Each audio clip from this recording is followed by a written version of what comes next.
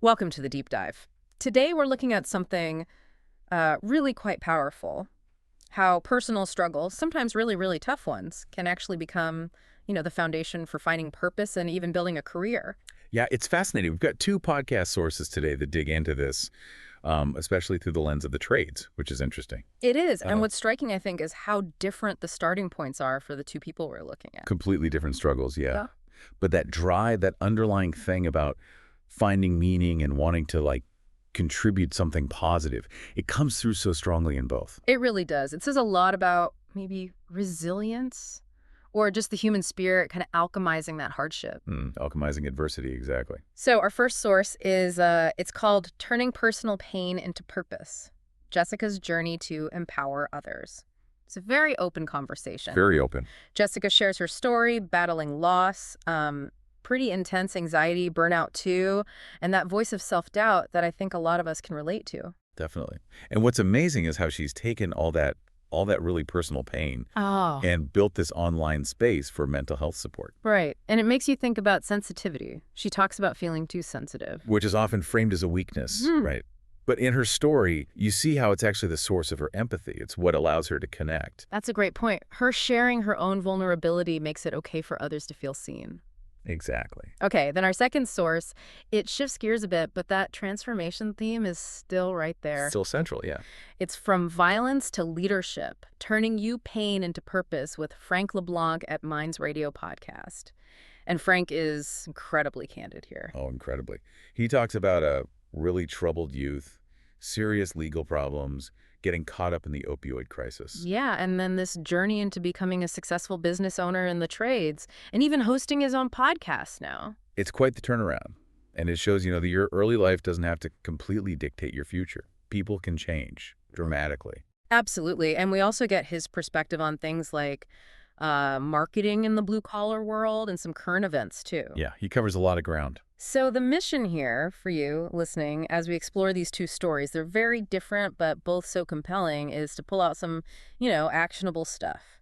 Right. Like, what does resilience actually look like? Yeah. How did Jessica and Frank find purpose when things were really tough? What can we learn about careers, especially in the trades? What's the state of blue-collar work right now based on their experiences? And maybe the biggest thing is just the power of sharing your story.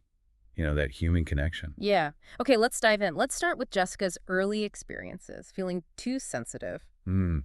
That feeling, it resonates with a lot of people, especially those who deal with anxiety.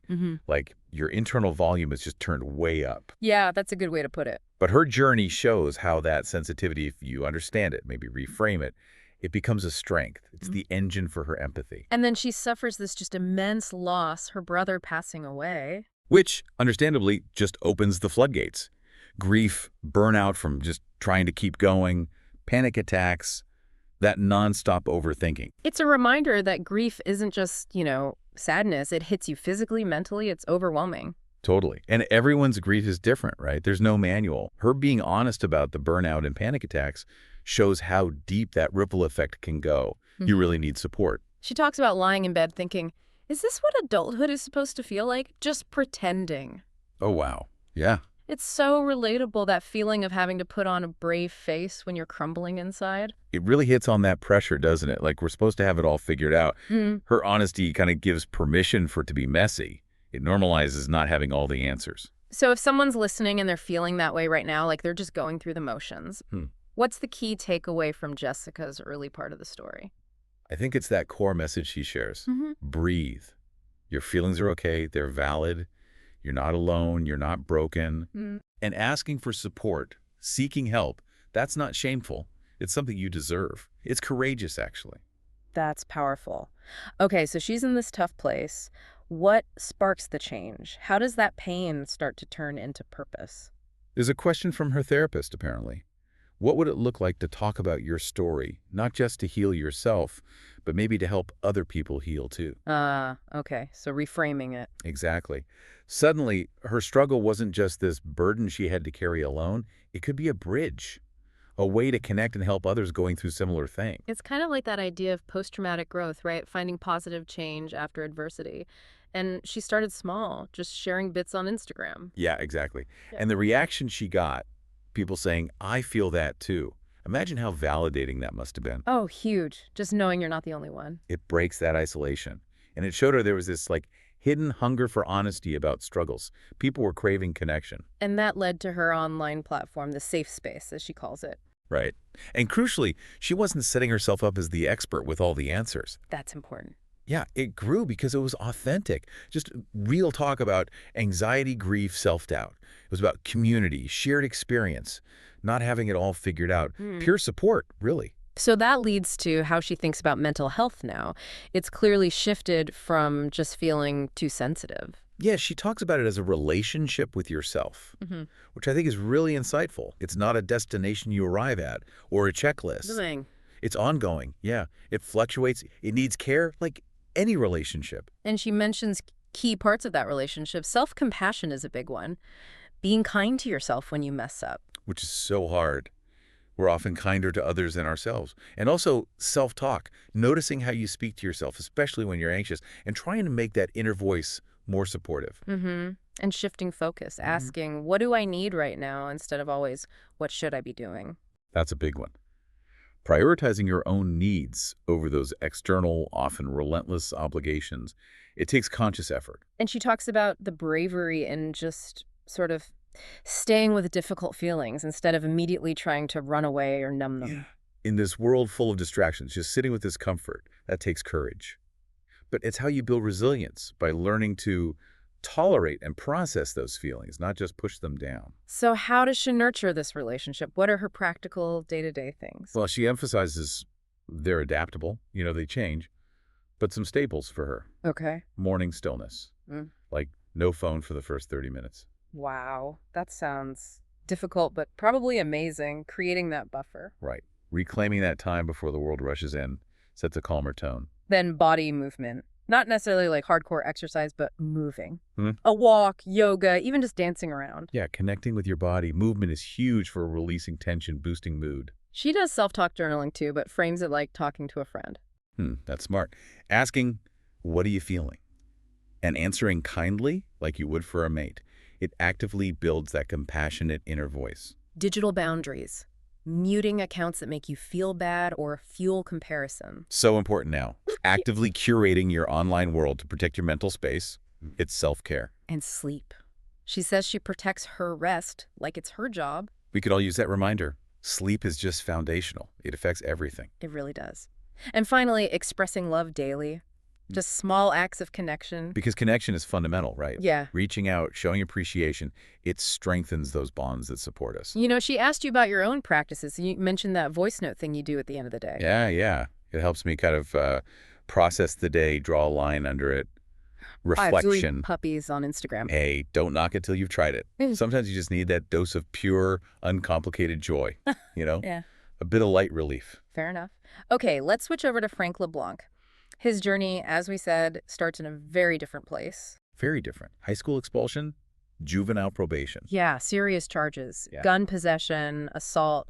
It paints a picture of a kid really struggling, involved in some dangerous stuff. Definitely. And that context makes his later transformation even more striking. He had some big hurdles early on. And then his probation officer gives him this ultimatum: get a job in 2 weeks or you're locked up till you're 18. Whoa. Talk about a fork in the road. Right. That external pressure seems key at that moment. It likely forced him to look at an alternative, even if the motivation wasn't, internal at first, just sheer necessity. So he gets a job at a furniture store, admits he lied about his age, and that's his first taste of the trades. And initially, it sounds like it was purely practical. Stay out of jail, earn some legal money. But then, gradually, something changes. He starts feeling pride in the work. Finding purpose in it.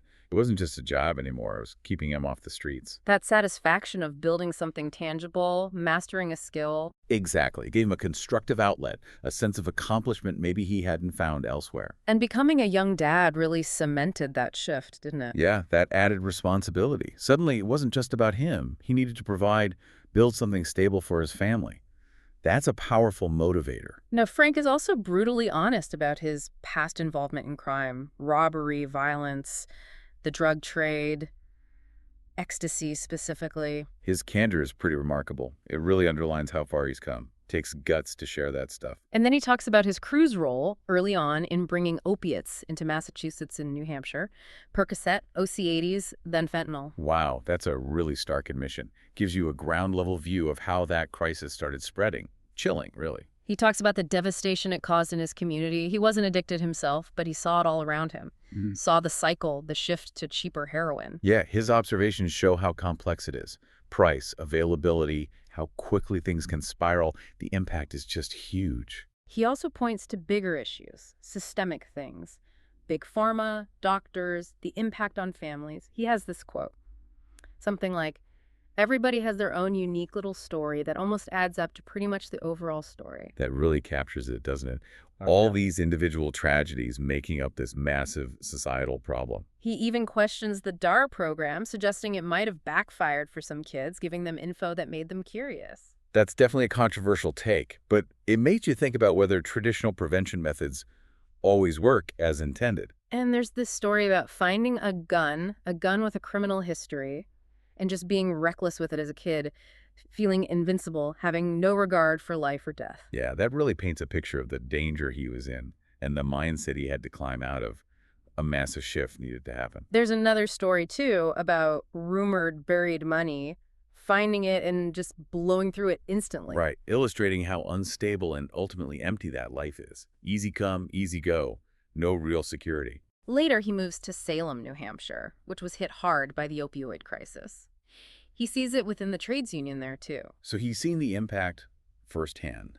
In the community, in the workforce, it connects the personal struggles to the wider economic picture. So how does he make that leap? From all that turmoil to building a business, finding this new purpose? Well, the podcast seems like a big part of it. He says he started it to give back to the trades, help other blue-collar businesses, and, network. And he's upfront that it's also marketing for his own company, right? Esco's Cabinet, his kitchen and bath design business, it sponsors the show. Yeah, it's smart. Using content to build authority, connect with potential clients, address their needs. Very modern approach. He talks about how his company evolved, his role shifting more to design and sales, and his networking style still very much about face-to-face connections on job sites. Which makes sense in the trades. Trust and relationships are huge. That personal touch still matters, even with all the digital stuff. He spotted a gap, too, helping contractors who don't have in-house design teams by providing those services, making them more competitive. That's clever. Positioning himself as a partner, helping them win more work. It fills a real need. And he uses tech to make those design services scalable, working remotely, reaching clients in other states. Yeah, technology allows him to break geographic limits. You can scale a service business that way, be more efficient. And then there's that mobile design showroom idea in a van, inspired by Jordan's furniture, focusing on the customer experience. Bringing the showroom to the client, that thinking outside the box, makes it convenient, memorable, very customer-focused. Okay, let's get into his wider views. Marketing, the workforce, current events. He thinks for his audience builders, architects networking beats social media.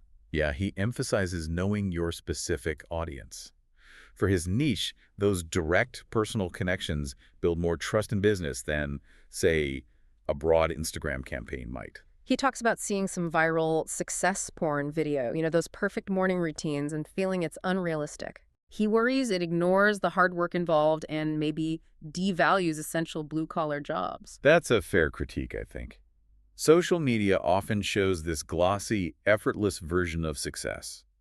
It's important to remember the grit and skill behind so many vital jobs that aren't always glamorous. And his concern is how that affects young people. Does it make them feel inadequate?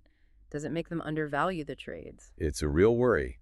If all you see is seemingly easy success, it can create unrealistic expectations. And we desperately need skilled workers in the trades. We can't afford to have those careers devalued.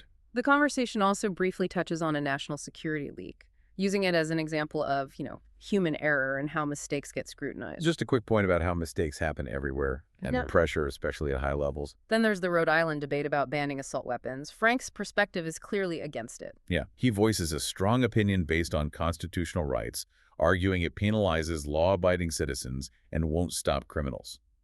He's concerned it could set a precedent. We're just reporting his view here, of course. It reflects one side of a very complex debate. Exactly. just conveying what was in the source material. Then this statistic comes up, only about 13% of the U.S. workforce is in blue-collar jobs now. Wow, only 13%. That really highlights the shifts in our economy.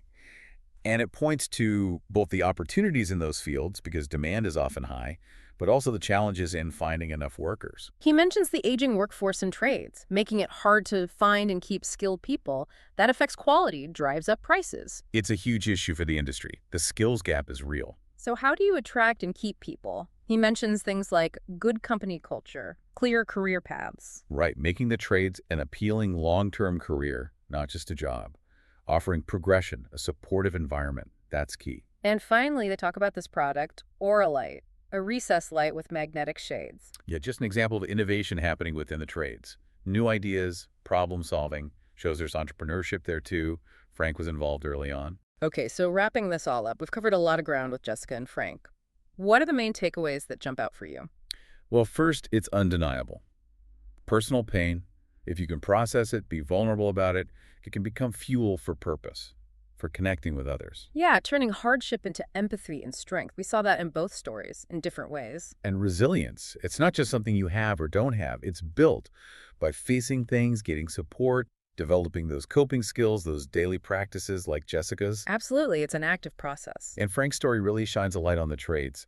There are real opportunities there, a real sense of purpose to be found, despite the challenges the workforce faces. We need those skills. And across both, that thread of connection, of telling your story honestly, it's vital for healing, for growth, even for business success. Definitely. Maybe one last thing. Both stories, in their own way, encourage critical thinking, whether it's Jessica being proactive about her mental health or Frank questioning media narratives and societal issues, being aware, thinking for yourself. So here's something for you, the listener, to chew on. Think about the success stories you see. What struggles, what unseen effort might be behind them?